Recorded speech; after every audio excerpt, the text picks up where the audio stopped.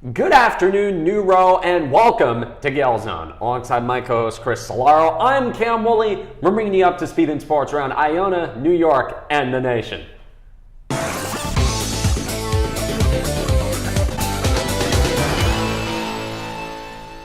Men's basketball won big in Delaware on Monday night, defeating the Blue Hens 89-66. CJ Anthony dropped a staggering 26 points on 9 of 14 from the field as he continues his blistering start. 4 other players scored 10 or more points for the Gales, those being Lamine Sabali and Denver Anglin, who started, and Toby Harris and Luke Jungers coming off the bench. The theme was once again sharpshooting as the Gales shot 31 of 53 from the field. Tonight, they gear up for their MAC opener against Quinnipiac tonight at 7 p.m. in New Rochelle. Chris, what's going on in women's basketball? Women's basketball extended their winning streak to 4 games on Wednesday at home against UMass Lowell, topping them 67-56. Here's IUTV's Rebecca Bittner with more on the story. I'm Rebecca Bittner for IUTV, where the Iona Gales won against UMass Lowell, 67-56. We started off strong with Bella Middleton scoring the first basket for the Gales. Our women led the first quarter by 5 points, with Zoe Ward catching countless rebounds, but the whole team totaled around 23. Our defense was strong at the start and made it pretty difficult for UMass Lowell to successfully make any shots. Iona forced many turnovers during the first half and secured another 5-point difference before moving into the third quarter. But before the fourth quarter, we saw a significant difference in the amount of fouls, with UMass Lowell totaling around a whopping 7 and Iona only carrying 1. This was the women's 4th win in a row. This makes the women's record 6 wins and 2 losses. After speaking with some of our players, we got to see some of the on-court insight on how this win came to be. 20 points tonight, just a few away from your career high. How does that feel? I mean, obviously it feels amazing.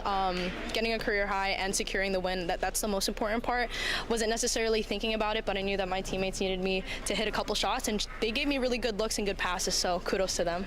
Amazing. Now, how did their energy affect you tonight? Do you think that helped you total more points? Oh, for sure, because whether it's being on the court or being on the bench, everyone's kind of like just hyping me up and just being like, call the play for Ella, or like keep shooting that. So they're always good vibes, and even if my shots aren't falling, they say the same thing, so they're very consistent in encouraging me. Now, how will this win lead you into your next game against Navy? I mean, it's given me a bit more of confidence for sure. Like, my shots haven't really been falling these past couple games, so definitely just keep on doing the same thing, getting in the gym, talking to God before games, and just putting all my faith in Him. Now, amazing win tonight. Congratulations. Now, 100th career win. That's amazing. How do you feel after tonight? Well, first I had no idea it was today. You just, as a coach, you just don't count these things. But really, it's just, I just want to give a big shout out to current players, my current coaching staff, all the former players and all the former assistant coaches. I mean, they made that happen. So I just happen to be the head coach who collects those wins, but it's really a collective effort, and it's more than me. Yeah. Now, you mentioned something about working on your press defense. How do you think that worked in your guys' favor tonight? We didn't do it as much today, but when we went to it, that's when we kind of turned it around again. We did that on Saturday, and it worked again today when we kind of went into a little bit more of an aggressive, one press when we trapped the first pass. So I thought that definitely made the first made a difference in those first couple times that we did it. Amazing. Now, what do you think works for you guys tonight to help you guys secure the win? I think just sharing the basketball, just being composed on the offensive end, and just sharing the basketball and just really looking for easier shots. And then on the defensive end, I mean, they had a couple really good individual performances, so we were able to kind of calm that down a little bit in down the stretch, which helped us a great deal. The women travel on December 7th to face Navy. For IUTV, I'm Rebecca Bittner. Thanks, Rebecca. Competing on the national stage for the 28th time in program history, the Iona University men's cross-country team capped its 2025 season at the NCAA Championship at the Gans Creek Cross-Country Course in Columbia, Missouri, hosted by the University of Missouri. Racing in the 10K Championship and entering as one of just 2 unranked teams in the 32-team field, the Gales unfortunately placed 32nd overall. But the Gales still capped off an amazing season, extending their historic streak in the MAC. Cannot wait to see what's in store for the future. So, Chris, basketball here, just want to come back to them. The MAC opener for the men tonight against Quinnipiac. Really, for my money, they're the team to beat in this conference. I know there's a lot of talk about Siena, but quite frankly, their offense hasn't shown up for me enough to really buy into them. But Chris, huge game tonight. Yeah, very, very huge game. Huge game on Monday as well, to take that game in Delaware. But I feel like for this Iona team, if they want to get their first win in conference play, there's a few things they need to do. Number one, they need to score early. If they can, get a lead going and make Quinnipiac fall behind, take, bad reads, that's something they need to do. Number two, defense. That's been a key for this Iona team. If they can play good defense, make Quinnipiac have bad shots here and there, guard that three-point line like their life depends on it, because we know that Quinnipiac team, they love shooting those three-pointers, and defense has to be key. If they can do that, defense, offense, I feel like we have a good chance tonight against Quinnipiac. Tay, you talked about keys to the win. I have one key for the win tonight. It's a simple one. I could talk about defend the perimeter, do this, do that, really read into it. It's simple. We're a team of shooters, and those guys have to hit their shots. Talk about the Toby Harrises, CJ Anthony's, Luke Jungers, guys coming off the bench and coming in on a consistent basis who can hit their shots, because that's the strength of this team, is the shooting and being able to hit them consistently. Now, I've got a few players to watch on Quinnipiac. Obviously, their top two players, Jaden Zimmerman and Amari Monroe, not a clue how they kept him. But the guy, while I was digging through their roster, I was thinking about the weaknesses that Iona has that they can exploit. I landed on their power forward, Spencer Wayway. He's 7 feet tall, and he's their leading rebounder. This team, as great as they are at shooting, not very good at the paint. That's not their strength. They're just not built for it, and that's okay, but that's exploitable. If a team like Quinnipiac, who is very strong, who beat Pitt, that's a very big win for them. If they can play well at the other levels and exploit the weakness in the paint the way that they can with a big man like that Iona just doesn't have, then we could be in a little bit of trouble tonight. But other than that, big game tonight. At home, obviously, it's a big boost for us. We've historically been really good at home. And, this team, they've surprised a lot of people. And myself included. I did not expect this out of this team. But, I think Coach Giroux is going to have the boys ready. I think the Heinz Center, it's going to be buzzing, as it's always been for this team so far. And then next Saturday, we're not going to be here for it, but I got to mention it now. Next Saturday, St. John's at Madison Square Garden. Oh, man, the big ticket attraction. If you don't have your tickets, I suggest you go right now and get your tickets. That's going to be huge. TNT, broadcast nationally live. So everybody's going to get a chance to see these Iona Gales team. And it's going to be exciting. Playing at the Garden. My dad is a St. John's fan. He's coming to the game with me, and I asked my dad, so are you rooting for us, the Gales, or are you rooting for, St. John's, your alma mater? He said, I'm not sure. But, St. John's, they have their woes here and there, but, man, if we can beat St. John's University, man, those bars in New York City are going to be packed with Gales fans, and I cannot wait. You're going to the game too, Cam, right? Yeah, I haven't got my ticket yet, but I'm planning on doing it. I've never been to the Garden, and this is about the cheapest ticket I can get to get there, because you'll never see me setting foot in a Ranger game, and I don't care enough about the Knicks to spend a month's salary on it. But, dude, if we win that game, I am going to be so insufferable. If we win that game, because you don't remember what it was like when Pitino left. It was, we didn't like him, and all we have wanted is to just run the ones with him once, and this is our shot, but yeah. So it's gonna be. I'm excited, but tonight we gotta take care of business first tonight before we can worry about St. John's. But the boys are ready. Iona University, Gale Nation, New Rochelle, we're ready for tonight. It's gonna be such a fun evening. And, also just a quick shout out to the women's team. Coach Ange, 100 career wins. So congratulations, Coach. Many, many more wins to come. And also the Gales women's team, they're a sneaky team as well. Won 4 straight, going down to Navy. So both Gales teams are doing excellent, and we cannot wait to see where both teams go in the future. But let's move it out now, Cam, from the Iona sports to the pro sports. And we started off with the New York Giants, and tales all this time, same old Giants week after week. What do you got on them, Cam? The New York Football Giants went into New England on Monday night and got blown out by the Patriots 33-15. It was such a blowout, in fact, that it was 30-7 at halftime. I'd say this is a shock, but the Giants gave up 33 points in one quarter against the Broncos earlier this season, so, business as usual. The special teams haven't done a bad enough job this year, so they gave up a 94-yard punt return for a touchdown, because of course they did. In case things couldn't get worse, Younghoe Koo literally missed the ball while trying to kick a field goal. I don't know if that's happened before, but, it did tonight because, it's the Giants. It's what they do. Drake May was good as per usual, going 24 of 31 for 282 yards, 2 touchdowns, and no picks. The Giants have their best week of the year because they don't play anybody. They return to action in Week 15 to make us miserable against the Commanders. Chris, I just need to harp on this Younghoe Koo moment. In Charlie Brown, it's the holiday season. People are starting to do their Charlie Brown reruns. They made it a cartoon for a reason.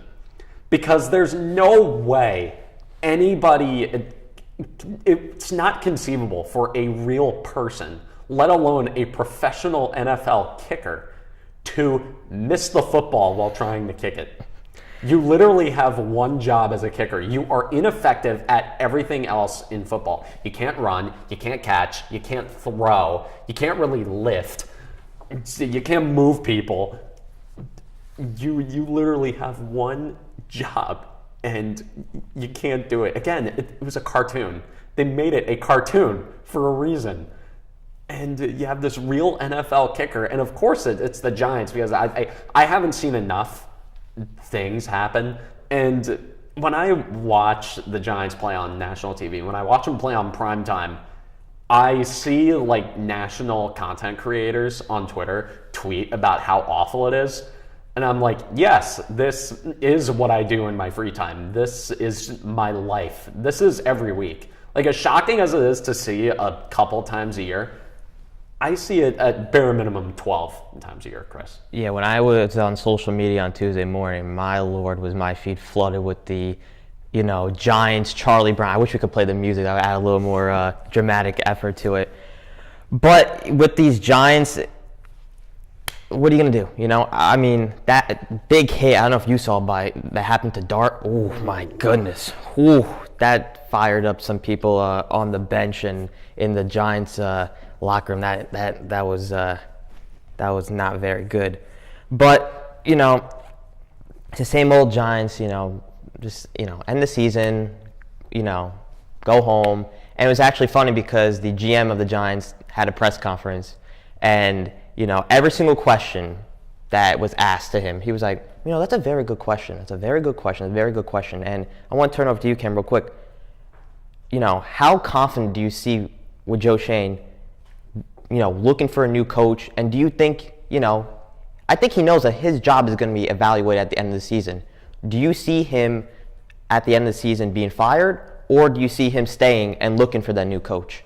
After that press conference, I honestly think he's a goner. That he doesn't look confident. He didn't look in control. And John Mara can forgive a lot of things. Losing is one of them, as we have known. He's fine with losing. But one thing he can't forgive is making a fool of yourself in front of the New York media. And that is what Joe Schoen did. If you remember when Joe Judge got fired, he had that presser where he went on this tangent after losing to the Bears, and that kind of was the straw that broke the camel's back with him. He probably would have been safe if it weren't for that presser. And I think given the amount of stock that the Maras put into press conferences, which I think is kind of weird. I think you should judge people based on how they perform on the field, especially in this league, but whatever. If it gets him fired, then fine. You know me, I'm not the biggest hater of Joe Schoen, but I'd be happier than not if he were fired. Yeah, so we'll see what the future holds for the New York Giants. But let's turn it over now to the other New York team in the New York Jets. The Jets pulled out a 27-24 win over Atlanta in a game that swung back and forth from start to finish. New York opened the scoring off a special teams turnover, but struggled to hold momentum as Atlanta answered with long drives and a strong Russian attack. The Jets kept pace with a deep touchdown strike and later put together a long fourth quarter drive to tie the game with under 2 minutes left. After the defense forced a quick stop, the offense moved into a long field goal range in the final seconds. A 56-yard kick as time expired delivered the win, helping the Jets snap a 2-game slide and earn a hard-fought, resilient victory. So, I see. What do you got on that? What do you got on that paper there, Cam? I'll tell you what very I have interesting. I'll tell you what I have on this paper for the Jets. Excuse my infantile handwriting. Stop winning. I don't know if it covers it on there, but stop winning. That's why I wrote down on that paper in purple pen. It is useless to win games for the Jets here. There's no point. We knew this team was dead in the water, and think about what they have to sell their fans on, what they have to sell ownership, as dumb as they are, on. They have no players because they traded all of them. They're not winning games. And if they get a high draft pick, I mean, it's not like the coach is doing a great job. So if they are not in the position to draft a quarterback, I don't know what else you can hang your hat on going into the future. Because like Tyrod Taylor, and I'm going to acknowledge this, Tyrod Taylor has made a difference at starting quarterback. Shocker. Putting in a quarterback who can actually throw the football helps your offense put up points. Although, what do I know?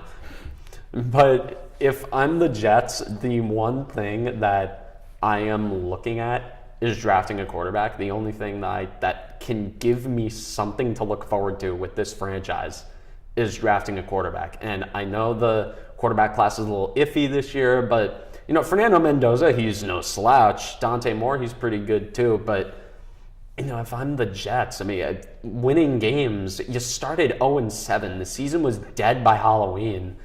There's no point in winning games. And I told you this would happen. I said, the Jets are 0-7. They have nothing to play for. Yeah, watch them win themselves out of a quarterback. Yeah, and you were right. And now they do not have that first draft pick anymore. And, they're probably, I don't even know if, whatever their schedule remains, I don't know how many more games the Jets can win. But, it is what it is. And we'll see how many wins you think they'll get between their next game and till the end of the season. I think the Jets squeak out a couple more, because it's counterproductive, and solely because of that reason. Yeah. So we'll see. We'll see what happens with the Jets. But now, Cam, let's turn it over to hockey. What we got on the New York Rangers? Oh boy, the New York Rangers, they're on a good run. Winners of 5 of their last 6. This week, they opened up with a 4-1 loss to the Tampa Bay Lightning, though. Brandon Hagel scored 2 goals, and Nikita Kucherov got 3 assists. The Rangers only managed 13 shots in this game, making Jonas Johansson's job rather easy. However, that would be the only blemish, as they bounced back to defeat the Dallas Stars in overtime 3-2. Will Cooley scored the game-tying goal in the final minutes, and Vladislav Gavrikov, boy, what a signing he's been, he scored the overtime winner. The surging Rangers went into Ottawa last night and defeated the Ottawa Senators as well. So overall, pretty good stuff for the New York Rangers. Definitely indeed. And yeah, they the Rangers are slowly finding their footing here, and that's very good to see if you are a Rangers fan. The team tied the game late in the third period, scored the overtime winner early. Their goalie made some big saves to keep their team in it, and it actually ended Dallas's 4-game winning streak. So it continues to show that the Rangers do have that resilience and ability to rally late. And they also face Ottawa next. Historically, that's been a competitive matchup for the Rangers. And, what I'm expecting out of that game is a very fast, hard-fought game. I think they're going to take that momentum they got from their last game, and they're going to bring it over here and win another game here. And they did. And they did. That's right. Yes, that's right. Yes. This was probably what I did research on before the game. But all right, so For the Rangers, I'm very bullish on them. I'm going to say right now, I think this team wins the Stanley Cup. Bold prediction. You I'm heard going it to throw here. it right there. I think they finally have the formula for it, and sports in general just hate me. So I think that's one thing that God hasn't done to me yet is give the Rangers a Stanley Cup. I've had the Eagles win a couple Super Bowls. I've had the Red Sox win God knows how many World Series.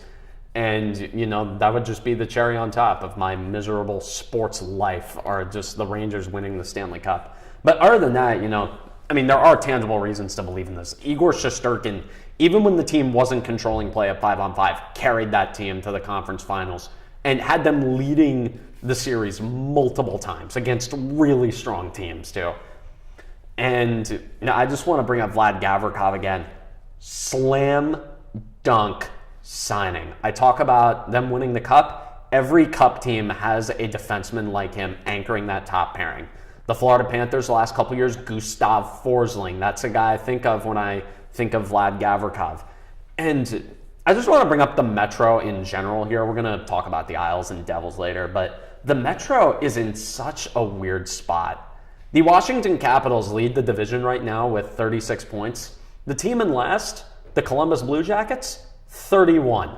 That is less than 3 games worth of points separating the top and bottom of the Metropolitan Division, and not a single team is below 500. So when either of these teams goes on a bad run, and we're going to talk about a team that's been on a bad run soon, it kills your positioning in the standings because there's no margin for error. There's absolutely no margin for error. Yeah, there is no margin for error. And maybe when we come back here in the spring, maybe we can talk about, the Rangers being the Stanley Cup winners. So, Oh, God, I hope not. We'll talk about your Devils in a second. But let's go on now to the New York Islanders. The New York Islanders ended the Tampa Bay Lightning 7-game winning streak with a 2-1 victory on Tuesday night. Bo Horvat opened the scoring early in the second period, and Anthony Duclair added a second goal in the third to give the Islanders control. Tampa Bay scored late to make it close, but Islanders goalie Sorokin made key saves, and strong team play allowed New York to hold on. The win snapped the Islanders' 3-game losing streak and showed their resilience against one of the top teams in the division, proving that they can perform under pressure and build momentum as the season continues. So we talked about here, Bo Horvat, opened the scoring early in the second period. And, he's got a strong case to make that roster in 2026 for Team Canada. Sorokin, again, we talked about him a lot on the show over the past few episodes, making 28 saves, earning his 8th win of the season. So, in total, these Islanders, they look good. They look good, especially, taking down, the Tampa Bay Lightning. This is, I think, a big momentum for the Islanders, coming against one of the hot teams in the league. And, their young players, they're contributing as well. They got that energy, they got the grit, the heart, everything you can ask for such a well-rounded, oiled machine and such a great team. And I look forward to seeing, what they continue to do for the rest of the season. Also, last night, they manhandled the Colorado Avalanche, who had only lost 1 game in regulation up to this point. 1 game in regulation before they faced the New York Islanders. The Islanders hung 6 on them. Wow. That is they're keeping pace. Earlier you could dismiss it as it's just a hot start. It is what it is. It's whatever. But they're keeping pace, and they're getting some impressive wins. Winning back-to-back games against the Tampa Bay Lightning and Colorado Avalanche, that is a serious pair of wins there, especially winning in the way they did. Just, oh my God, dude, there's so much to like with what this team is doing, and they're surprising me. When I think of the Islanders, I think of boring, slow, no star power. These guys are energetic. They're fast. They've got stars all over the place. Matthew Schaefer, I bring him up every week. He's going to, again, Norris contender. He is going to be a Norris contender as soon as next year, I think, because even though he's a rookie, I don't think the voters are going to take him seriously for that big of an award yet, but I think he's running away with the Calder. You can give him that trophy right now, barring injury, which, oh, dear God, please no injuries to Matthew Schaefer, God. But Yeah, dude, the Islanders, just a great team. I can see them making a real run here. I think we could see a Rangers-Islanders series in the second round or maybe even the conference final with the way both of these teams are playing and with how weak the Eastern Conference is. Yeah, we'll see what, both, the Rangers and the Islanders can do. But like I said, there's they got the talent, they got, the roster, they got the team chemistry, they got pretty much everything you could ask for this Islanders team, and they look good. I cannot wait to see what they do. And, oh boy, we come to that time, Cam. Your New Jersey Devils, what do you got on them? The spiraling New Jersey Devils have lost 3 in a row, all at home, all in regulation. In a 5-3 loss to the last place Columbus Blue Jackets, they jumped out to an early 2-0 lead, but those losers found a way to blow it, being outscored 5-1 the rest of the way. Sean Monahan scored 2 goals, and Charlie Coyle in 2025 notched 3 points. On Wednesday, the Dallas Stars, on the second half of a back-to-back on an overtime loss in New York, shut out New Jersey 3-0. Jake Ottinger made 30 saves in the shutout, and Miro Heiskanen had a goal and an assist. The Devils' next loss will come at home to the Vegas Golden Knights at 7 p.m. tonight. Now, Chris, I'm going to do this again with the notes here. I'm going to just, Maybe that's how the Jets can throw their football, You never know. I threw a football better than Justin Fields, but I can't. I can't with this team anymore. They're just... I think about what they were 2 years ago or 3 years ago or whatever. Just this wagon of a team. They were young. They were fast. They were winners. I thought by now they would have at least made it to the Eastern Conference Final, but now they're just an injury-prone, just slow group. And I'm not going to sit here and blame the head coach because Sheldon Keefe in 2025 is being asked to make a cup contender with a team that is still regularly icing Andre Palat in the top 6. And also, there was no reason to pay Jacob Markstrom the contract that he got at the time when he got it. If Tom Fitzgerald, who I don't know what happened with him, he went from a genius to being a moron. He's going out and signing just these horrendous contracts. You have Jack Hughes on $8 million a year when he plays, which is not often. You have Nico Hischier at less than that. You have a top 5, top 2 center tandem in the league at less than $20 million a year, and you're doing nothing with it. Not to mention guys like Jesper Bratt, who are on sweetheart deals as well. And you just surround them with nothing but just lackadaisical, lackluster talent. Not to mention the defense, which I know is hurt right now. I know this team would look so much different if Brett Pesce and Jonathan Kovacevic were healthy right now. But even then, Dougie Hamilton's getting paid $9 million a year to do what? What does Dougie Hamilton realistically do anymore? You have Jonas Siegenthaler, who's, again, I don't know what happened with him. He's on a friendlier contract that you can get rid of, but Tom Fitzgerald doesn't like doing anything, so it's not like anything's going to happen.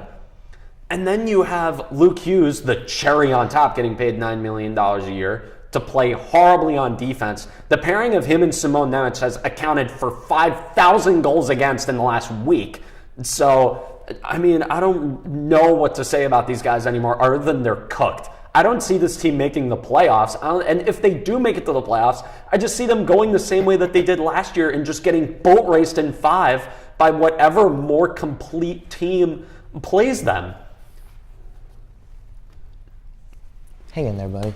You're going to do great. I'm telling you. I feel bad for you. I really do. I had a bunch of stuff on the Devils as well, but you know what? I throw my paper like you did too, because you just pretty much summed up everything. But you want to move it on to basketball and the New York Knicks? Yeah, I think that would make me happy. Good. That's what we like to hear. We're in the Christmas spirit, so we want to make everybody happy. The Knicks split 2 games this week, falling to Boston before bouncing back against Charlotte. Against the Celtics, New York built an early lead, but Jaylen Brown's 42 points and Derek White's late scoring helped Boston pull out a 123-117 win. Mikal Bridges led the Knicks with 35 points, and Karl Anthony Towns added 29. But Boston's depth and clutch plays made the difference. The next night, the Knicks dominated Charlotte 119-104 at Madison Square Garden. Towns posted 35 points and 18 rebounds. Brunson added 26, and Bridges, McBride, and Hart contributed key support. New York built a strong early lead, survived the Hornets' run in the second quarter, and outscored Charlotte 42-24 over a stretch in the second half to never trail. These games highlighted Towns' dominance, Bridges' scoring punch, and, of course, the captain, Jalen Brunson's clutch leadership, showing the Knicks' resilience and ability to respond after a tough loss. So, tough loss in Boston, huge bounce back in Charlotte. Their three-pointing was inconsistent in Boston, and then in Charlotte, it got better. Free throws, shaky in both games. Brunson, again, made key throws. Karl Anthony Towns dominated both games. We could keep talking about him. The bench struggled in Boston a little bit, but, I feel like the Knicks are such a better team at home than they are on the road. And we'll see what the Knicks can do, because obviously we've seen that, they can, dominate against weaker teams, and then when it comes to those big, wins, bigger teams, they kind of struggle with. So, it's been inconsistent, but I feel like the Knicks, we have said it on the show multiple times, it's finals or bust, right? And I think they're going to make it to the playoffs. It's just a matter of how they do it. And, there's ebbs and flows in the season, but I feel like, with this team, I think they're going to be fine.